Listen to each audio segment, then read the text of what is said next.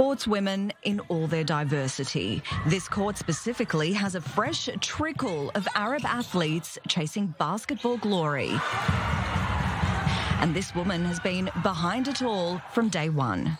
I started playing basketball when I was in 8th grade in 1993. At the start, it was a school team. Later, it became external, and it belonged to the village council, which meant that I was competing in the name of my village. Smahan was representing her Arab village of al-Krum in northern Israel in basketball matches. But in 1998, the team dissolved due to budget scarcity. And it wasn't until 2008 that she worked to re-establish the team and bring back basketball to her village again. That's how her team al-Krum was born.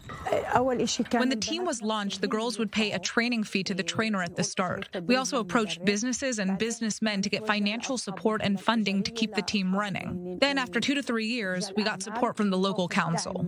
From very humble beginnings, today the team is part of the highest league in its area. Out of 14 teams in Israel's women's league, al-Krum is the only Arab girls basketball team qualifying in Israel's Women's National Cup.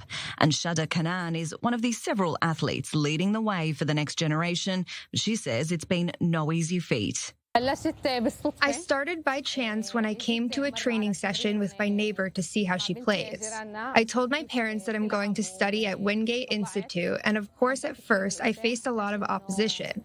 The value of sport for Arabs and Jews, or generally, is not really understood. They don't understand just how important it is. Shada says she wishes Arab women weren't as underrepresented in sport across Israel. We don't get the same representation as Jewish women today on social media. We always need to put in a lot more effort to get to the same places they can reach easily. Even the budgets we get are very little compared to Jewish women in the country, or men generally. Even though I feel things have been improving in the past few years, it is still not enough. We still have a gap. The bigger goal is not to make their names in sports, but to raise awareness and inspire a new generation of Arab women in a community that often perceives sport as an unserious business. I will graduate as PE teacher.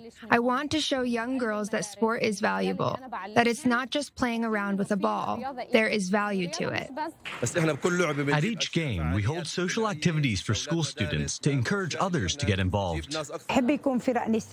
I would love to see more Arab teams like ours, especially ones on a high level.